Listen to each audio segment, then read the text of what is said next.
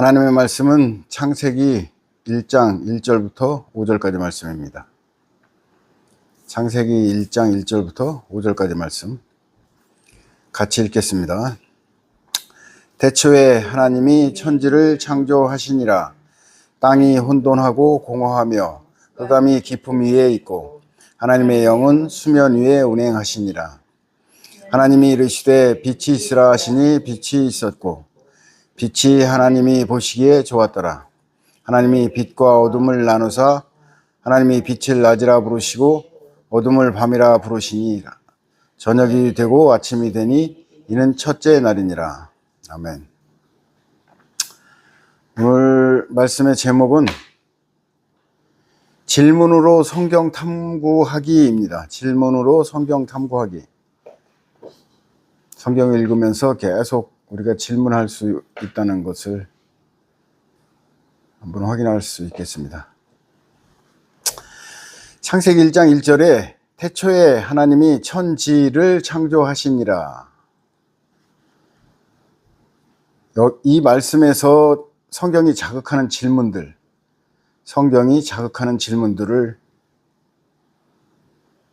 한번 탐구해 보겠습니다. 왜 하나님이 천과 지를 창조하셨는가? 왜 하나님이 천과 지를 창조하셨는가? 어떤 목적으로 이 물질로 이루어진 우주를 만드신 것인가? 영이신 하나님에게 왜 물질계가 필요한 것인가?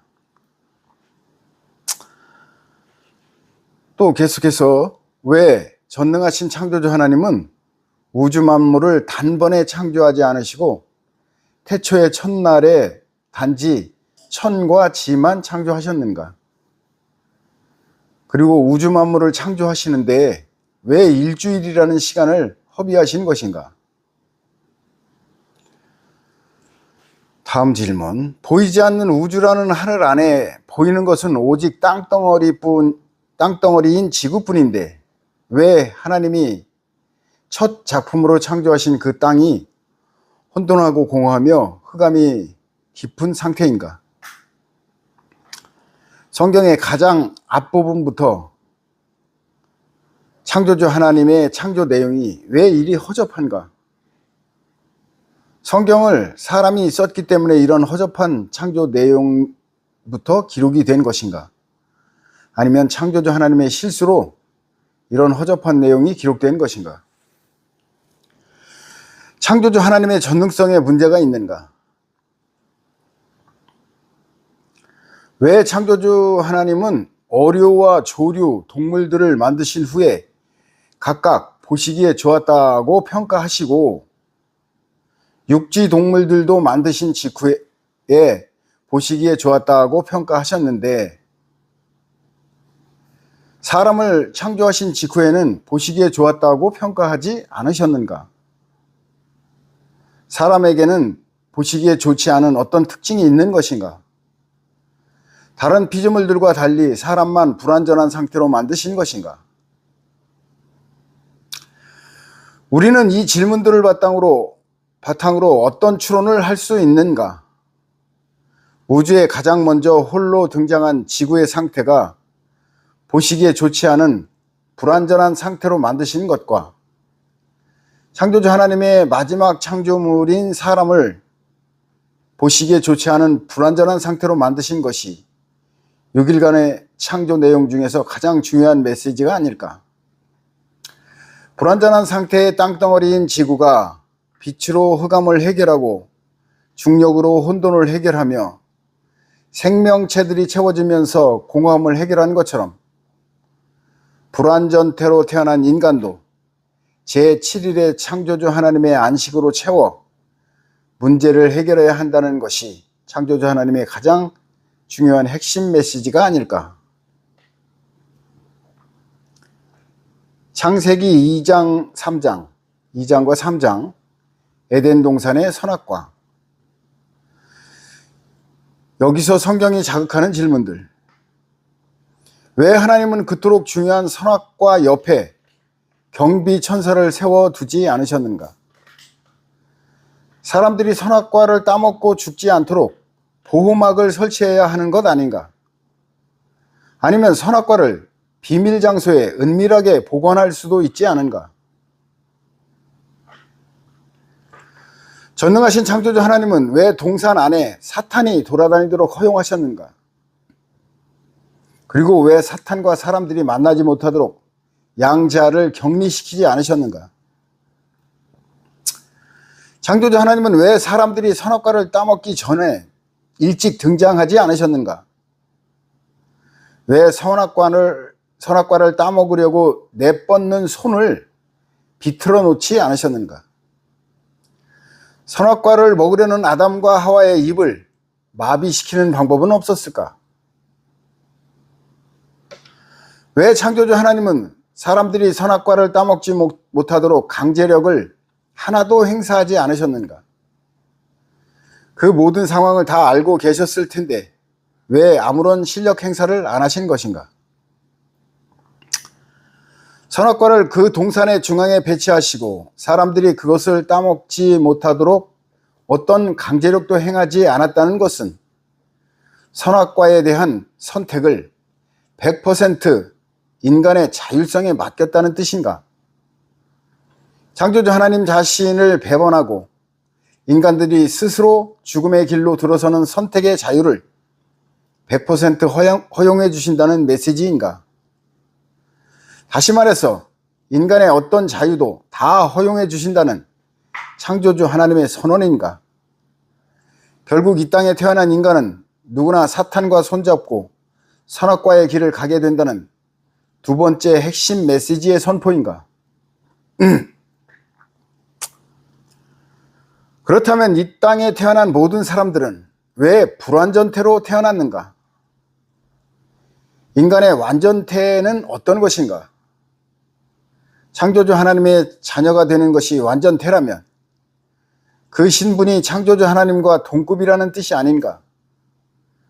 부모와 자식은 동질상 동급이므로 인간은 불완전태를 벗고 완전태가 되어 창조주 하나님의 나라인 천국에 들어가는 것 아닌가? 그렇다면 이 땅에 사람으로 태어나서 하나님으로 변태하는 것이 우리가 가야 할 길이라는 말씀인가? 그렇다면 창조주 하나님은 왜 굳이 이 땅에서 천국의 자녀를 얻으시려는 것인가? 영이신 창조주 하나님의 나라인 천국에서 직접 천국의 자녀를 출산할 수 없는 이유가 있다는 의미인데 그 이유는 무엇인가? 영의 어떤 특성 때문인가? 영이란 무엇인가? 시공간을 초월한 영원한 존재이며 어떤 제한이나 통제도 받지 않는 무한한 자유자가 아닌가? 그렇다면 변화도 성장도 번복이나 수정도 없는 영원성과 어떤 통제나 속박도 거부하는 무한 자유의 특성이 창조주 하나님을 거부하는 결정으로 이어진다는 의미가 아닌가? 이처럼 영의 나라에서 영의 신생아를 직접 출산하면 그 신생아들이 모두 창조주를 배반하는 사탄이 되기 때문에 변화도 성장도 번복이나 수정도 가능한 이 물질계를 만들어 자발적으로 창조주를 추종하는 영의 자녀를 출산하시는 계획을 세우신 것 아닌가?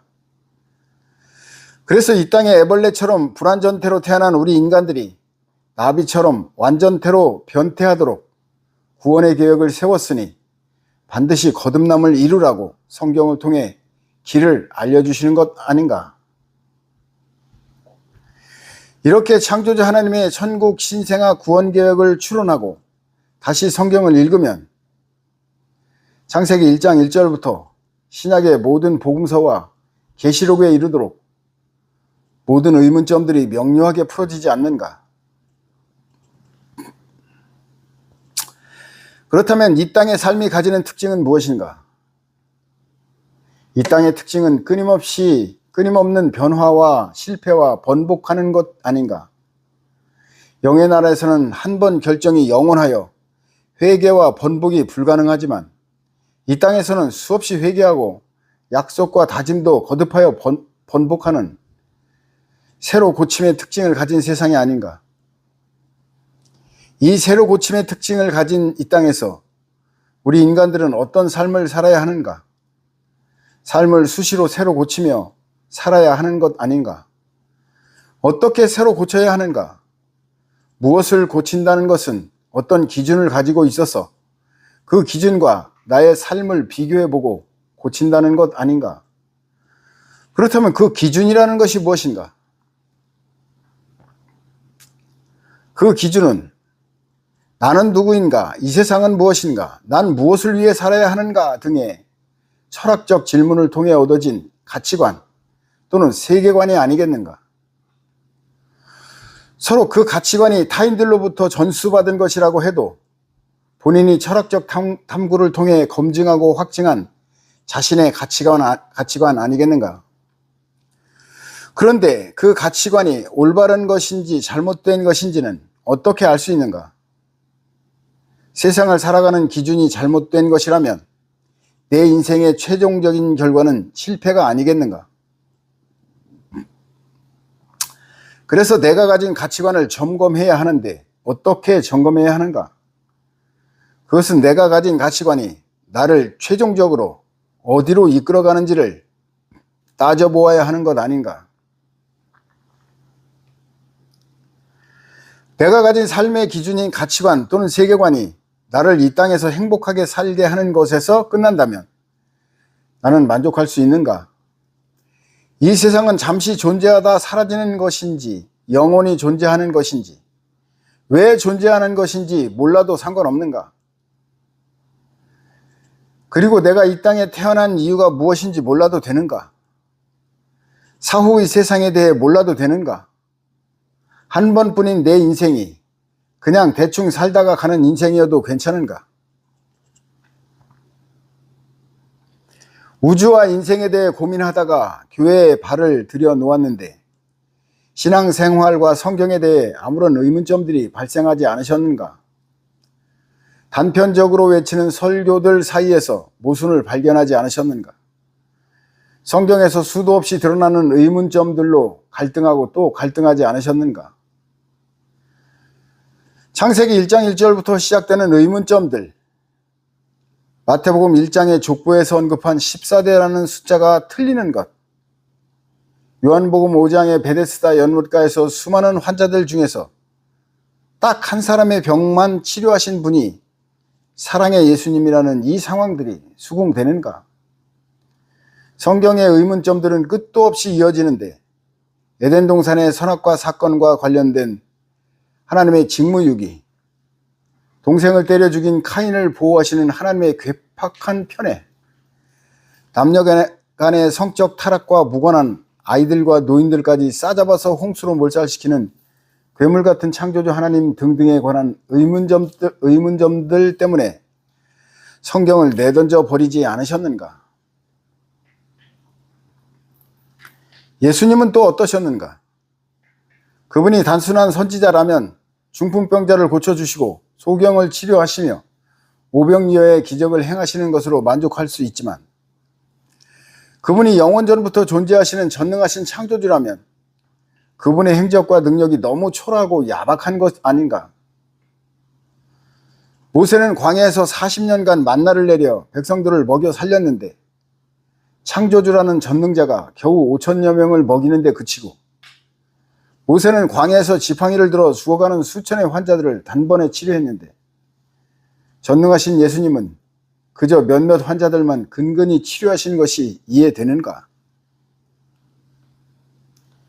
이처럼 성경에는 수많은 의문점들이 배열되어 있는데 어떤 목회자나 신학자가 속 시원하게 답을 할 수 있었는가? 그들이 성경을 자극하는 의문점들에 대해 대답할 수 없는 이유는 무엇인가? 성경을 모르기 때문 아닌가? 성경을 깊이 연구하는 전문가들인 목회자들과 신학자들이 성경을 모르는 이유는 무엇인가? 성경을 연구하는 접근 방법이 잘못된 것 아닌가? 그렇다면 지금까지 교회들은 성경을 어떻게 연구하였는가? 성경을 편협되게 인간 중심적으로 받아들인 것 아닌가? 그렇다면 인간 중심적 연구가 아닌 다른 접근 방법은 무엇인가? 그것은 창조주 하나님의 관점으로 성경을 읽는 것이 아니겠는가? 성경을 하나님의 관점으로 읽는다는 것이 무엇인가?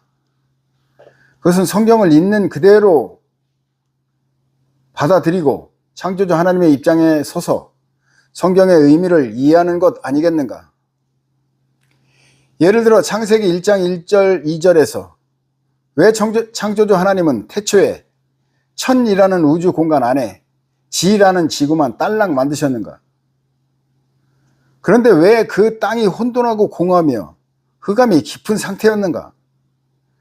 도대체 창조주 하나님은 왜 이런 상황을 성경의 가장 앞자리에 펼치신 것인가? 창조주 하나님의 찬란한 능력을 과시하는 내용을 포기하고 성경의 가장 앞자리에 배치해야 할 어떤 것보다 중요한 창조주 하나님의 메시지가 무엇이었을까? 그것은 천과 지로 시작되는 이 우주를 창조하신 이유를 밝히시는 것 아니었을까? 그와 더불어 창조주 하나님의 창조 목적을 실현하는 데 있어서 가장 중요한 핵심을 알려주시는 것 아니었을까? 이런 창조주 하나님의 창조 목적 실현에 있어서 인간은 탄생 시에 애벌레처럼 불완전태로 태어난다고 알려주시는 것이 무엇보다 중요하지 않았을까? 그러므로 인간들아 열심히 자라서 애벌레가 나비로 변태하듯이 천국의 신생아로 거듭나라고 외치시는 것이 무엇보다 중요하지 않았을까? 이렇게 창조주 하나님의 관점에서 성경을 읽으면 성경의 의문점들이 명료하게 풀어지는 것을 확인할 수 있지 않은가? 이런 성경 읽기가 난해하고 어려운 것인가?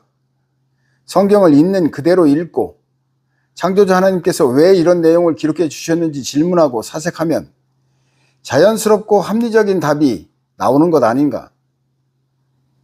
이러니 예수님께서 어린아이들이 천국에 가깝다고 말씀하신 것 아니겠는가? 어린아이들도 납득할 수 있는 이 성경 읽기가 과학적 성경 읽기인 것을 수용하지 못할 어떤 이유가 있으신가? 이런 합리적인 질문들을 제기하며 창조주 하나님의 관점에서 성경을 읽는 과학적 성경 읽기로 여러분 모두 천국의 신생아로 거듭나기를 창조주 하나님은 지금 이 시간에 간절히 바라십니다. 할렐루야. 박수 한번 치고 마치겠습니다.